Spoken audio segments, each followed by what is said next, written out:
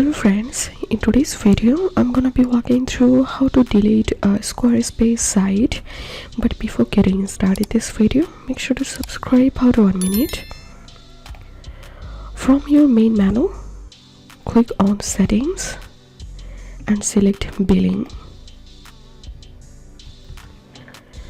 So here you will get a delete site option, and this option won't appear if the site has any active subscription. So you have to click on delete site again in the panel that opens to confirm. You will be promoted with the final working. Click delete site to permanently delete your site. You will see a site deleted message. Visitors to this URL will also see this message. So this was how you can delete your Squarespace website.